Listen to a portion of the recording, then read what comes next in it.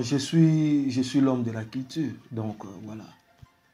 Chikombuya naza motu ya culture et puis passionné à art. Voilà, donc Chikombuya, manager propriétaire de la plateforme qui est Média 14. Média 14 est cette plateforme pour la promotion et puis management des artistes musiciens. Précision, des artistes musiciens. Voilà. Et Chikombuya présenté comme l'un des œuvres de Baboul. Ouais, je suis Moko Yaba cofondateur et puis Moko Yaba tout ça la Baboul Design. Pour une explication claire, Baboul Design c'est un groupe qu'on était encore étudié à l'Académie des Beaux-Arts. Nous avons une initiative qui a créé et qui est Baboul Design. Nous avons un groupe qui a déjà atelier parce que nous, dans l'Académie des Beaux-Arts, nous travaillons un système, il y a une équipe.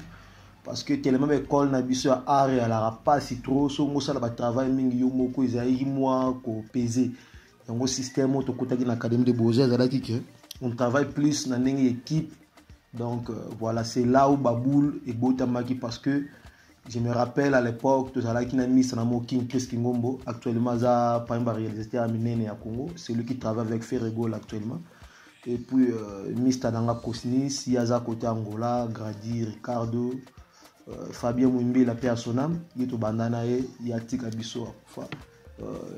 Voilà, j'allais quand nous en académie, tout ça, la rabande, on a Bisso, va travailler, va faible tout, nous sommes bandana au Sanganaka. Parce qu'à l'époque, tu as signé, surtout ça, il travaille, tu signes, on a tchaka, pour qu'on a signé CMB 14, Mr. Nanga, on a signé King Chris, Fabien Mouimbe la paix à son âme, il y a signé le pape du design.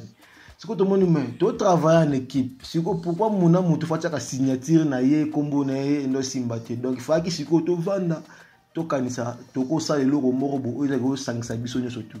C'est là où combo ya Baboul Design avec Obotama. Donc quand on parle Baboul Design, cela veut dire les idées. Donc plusieurs idées, ce qu'on a lingala, pour te lingaliser, on va entendre Baboul Design. Donc voilà. Et par rapport à l'évolution? Par rapport à l'évolution, aujourd'hui, je n'ai pas de parce que tout le monde a évolué bien, tout le monde a émergé parce qu'on travaillait d'abord tant qu'étudiant, tant qu'on est vidé, tout le monde la profession, quoi, comprendre. Tout le monde a la profession, on a la place de tout le monde, tant qu'étudiant, idées qui n'engagent pas tant qu'étudiant, tant que classe ici, il y a besoin de l'art commis, d'engagement, monsieur commis, et c'est ce qui fait mon à la psycho-position à Bunda. Donc voilà, l'évolution est bien par rapport à Master Moussoussou. Aujourd'hui, je suis fier de parler Napo et Média 14 parce que ça fait pratiquement 7 ans depuis qu'on a créé Média 14. Parce que Média 14 a créé depuis 2012. On a créé à Brazzaville. Pour ça, on a déjà saté. On a Congolais qui ont créé à Brazzaville.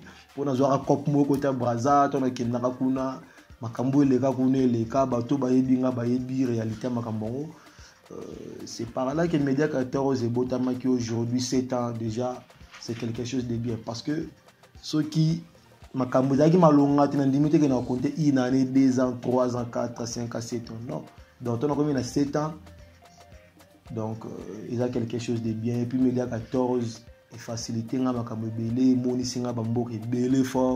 je suis ici en Afrique du Sud aussi, grâce à Média 14. Demain, après demain, je ne sais pas où nous allons.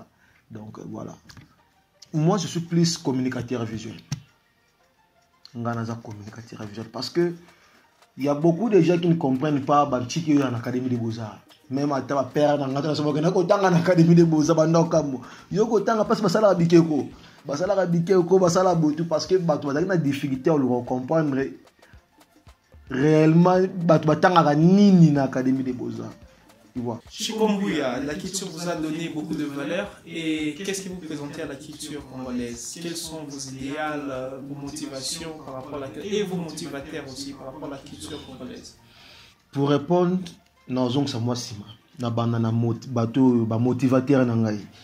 déjà des personnes qui ont une motivation à travailler dans le secteur culturel. En premier, d'abord la mère Nangaï à Botinga.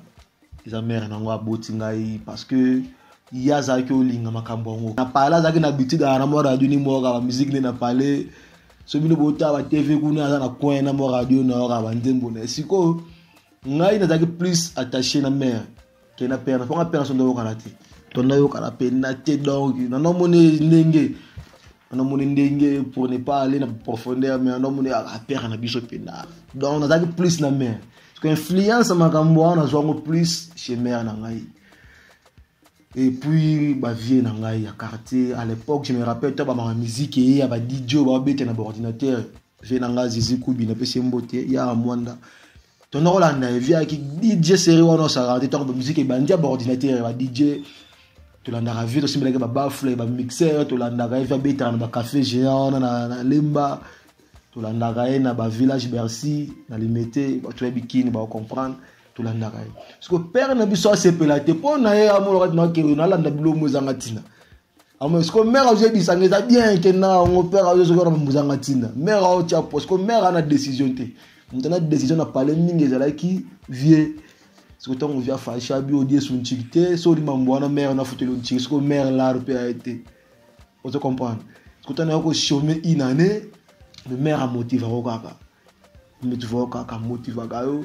Donc voilà, et puis au-delà de ça, ma prof n'a une académie des beaux-arts, Berry Malunda mène na PC Mbote.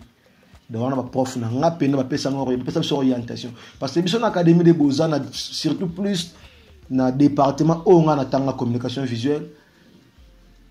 Ils ont placé ba format comme réalisateur, ils ont placé ba format comme monteur, ils ont placé format comme graphique designer tout.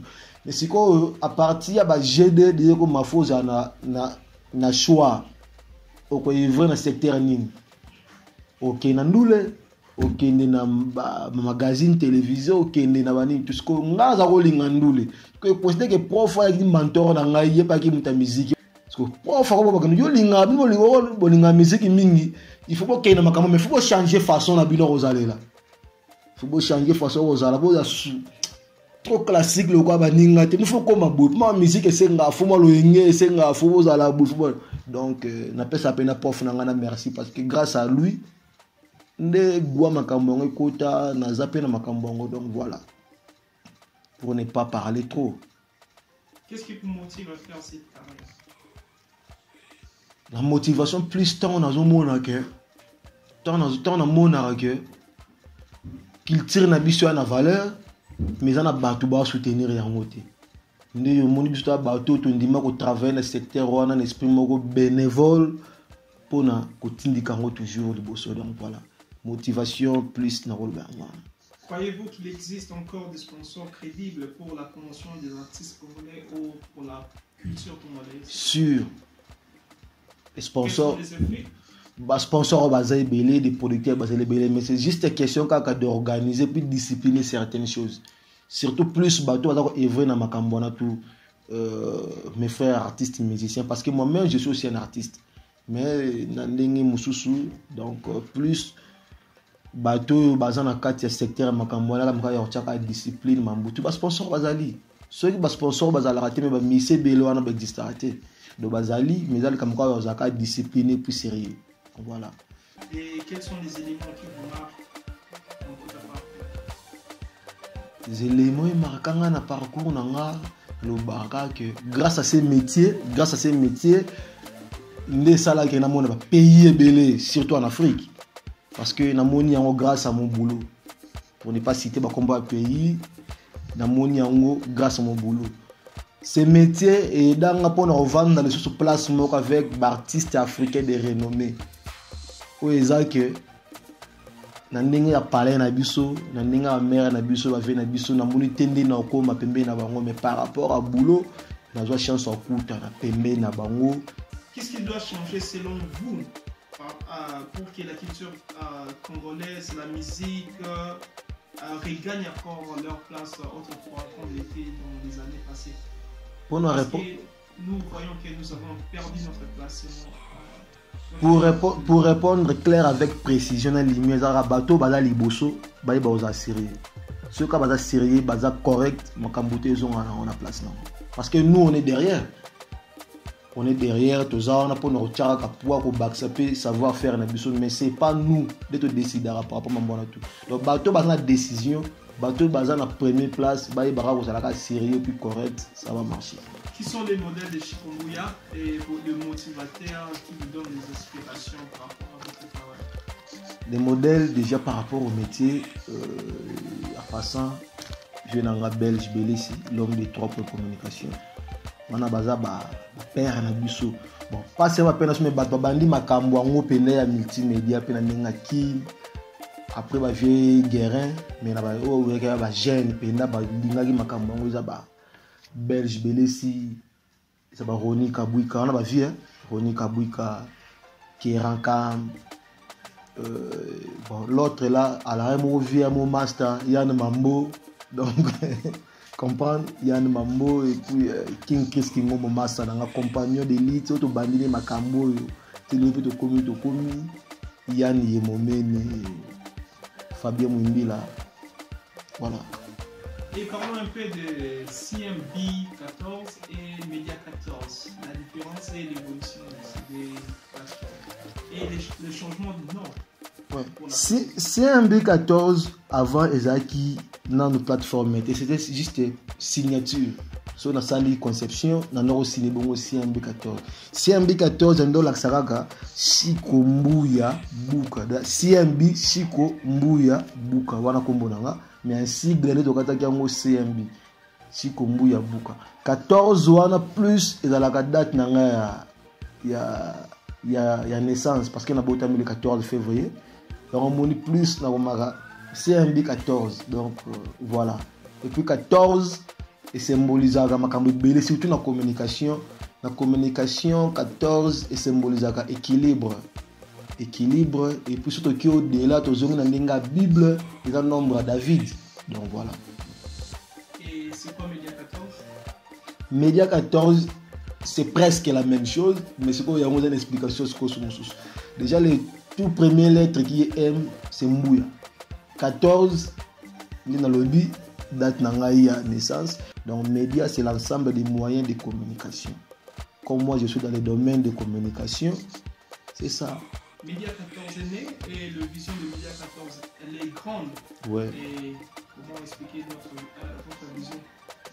Média 14 est lancé au mois de juillet 2012 à Brazzaville. C'est là où Média 14 a naissance. Ils ont naissance par rapport à quoi faut habiter moi de son nom Mouké.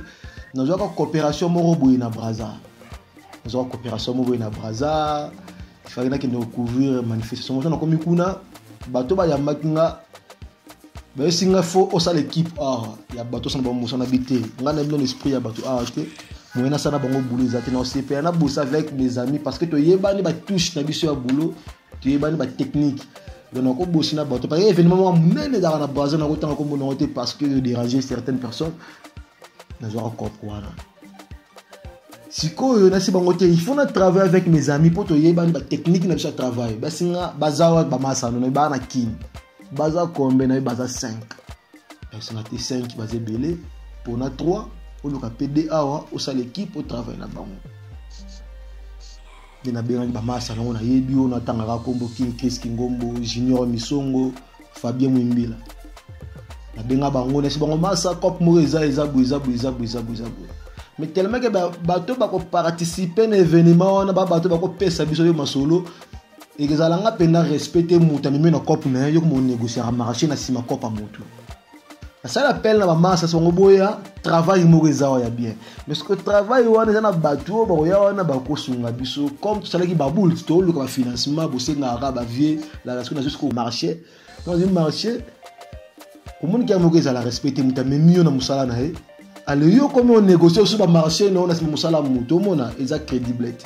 Parce que maintenant na benga ba master pour ce qui master on négocier marché na mutu mutu qui superviseur na ngai akoteni nga rigueur te pour ayebi mutu wana te c'était comme ça ndina busala qui pena appel ba massa baya na négocier pour ba massa na sengeli bango caché na bango makambo tunde zalaka na ebisa yo et comme 3 jours avait venu baba na mai bakanga ba chombo et comme benga boye mutu ayamba téléphone te comme ce ko ebimisanga siko lokuta et pas autorité wana na ngina bango na musala singo za série tout ko ça l'équipe a yo boya ko linge ba massa na yo tala bu tant qu'artiste boule roza ngara taka ngamta babule boule roza ngara il faut na changer mécanisme ndena yo benga sko mista na ngana yan parce que mista na ngaki président na ngabe étudiant parce que ngaki na coordination be étudiant académie des beaux-arts ya ki président ngaki ministre na ya culture na yo benga ye ya masolo mo eza buza tena cheke bakomba ba master baya ti mais bien yo makamba technique ye bien ngote est-ce que ko lukate mo ba génération siko ye na académie wana ba petit na biso ba G1 o ba na posa o ba na po kangama na biso bo 4 sa braza boya boulot de master ndimaki ayo so jeune frère na ngamo wana air cool à aux États-Unis air cool ye moko pa ye na petit na smoro meli bayo ya braza ko Mexico problème ça la surménage parce que ngai nde to sadaki fa ngana tikala na kati ya studio bon ba kenda ka bazwa ba image ba yenga na sala montage parce que chaque cérémonie il faut céder du maka na poko na ngo e ko Mexico retard poser un tort ko magi to ko magi ba futa ba na massa l'art na bango ta musa ba sala ki na be ba na fort na venanga mais to bongo na biso linda lipaku kolo canal océan wana Pointe Noire to bongo ça be bana kina singa yo za seriete o bengi ba tumo ba musala te tu ngapi na ko makasi ka ya kini ka kandeza na tu le ka bana mai bazonga ngato zonga siwa singa yo lokolo chef photo ndo futa yo api na Pointe Noire ça y musala brazate ninga ko vana na Pointe Noire jour nga no zela to zonga Pointe Noire jo azaki superviseur na ngai linda lipaku wana zonga déjà Pointe Noire 2 jours avant ngana ye bakazongi au tema d'ailleurs tu as une guerre d'esprit ngana zana na chambre na hôtel et puis na chambre na e non c'est la jour et koka okende na récupérer passeport na ngapo ya ba document ya ki pana e récupérer mikanda na ngai azonga ngai to kuta na point na ko salaire na nga boulot na sala ki 2 jours après na ki na chambre na hôtel boy azate mais c'est un monté ça zonga ki déjà depuis ka jour bo cela qui échange de paroles wana zonga ki na soir na ngo na lela na Israël le roi moi mukitaka pour na mbali bozo siko ke imboka moi mpa o kengo pona boulot ba déplacer kid tikuna boulot on se spécifié à ce que lela non ça ni fa qui me fait des idées les ba minde comme so ba pe kuna ba DM record tout ba ko aider là tant siko na zongi Pointe Noire na comment réclamer salaire na ngai na zo salaire te cause avec ngator yo ça qui na sala ki cachot na Pointe Noire na sala cachot quand belé ka ne siko yo place na ba ba master o baza sérieux te to tika na so ba master mais to travailler les sous na bango na ninga musala te donc na préféré na sala sous na bango te ndé na ko ja téléphone na ngapo na ko komela bango et c'est bango ba master to tika la ba master mais na osepela te so bosa misala botira komba sikomboya donc na longwe babul bongo na longwe babul botira kombo na makambo na te bo effacer ngai na ba statut loko tu bolongo na pena kombo na longwe donc c'est par là média 14 ya ki obota. Et à Baboul, vous avez eu à connaître comment vous avez travaillé avec Kofiolomide et d'autres artistes. Ouais, le tout. Expérience. Ouais, expérience sur les boss na Baboul design et za Kofiolomide. Lelo ya lelo. Bosso na le quadra kura wanini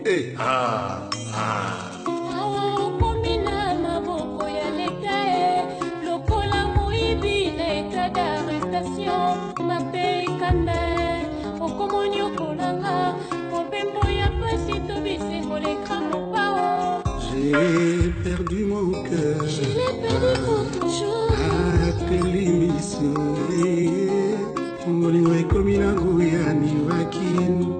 Un cerveau changé. Ils ont Kofiolomide. Ils ont yému tandima qui penataka Kofiolomide. Yému tandima qui travaille avec ba jeune mo ba tanga kananu. To sana nchigiti to tanga kananu. Ma ba ka sana biso boulot. Donc c'est lui qui a ma expérience dans le bossé et puis merci et belé à la personne de Kofiolomide.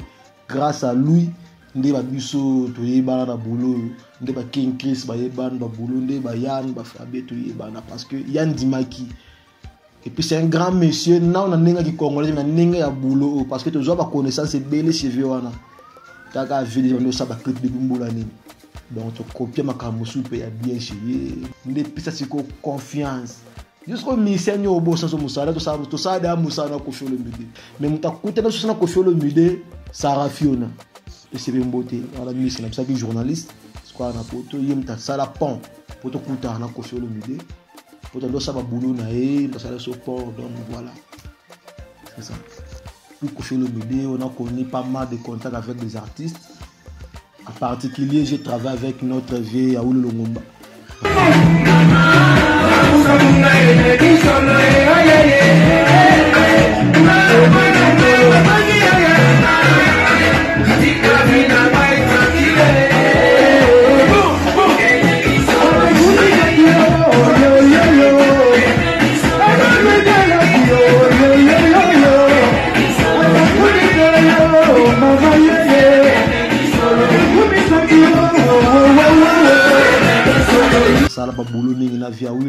Vraiment merci Sarah Fiona, la reine de Louboutin, bien bon Sarah Fiona, la reine de Louboutin.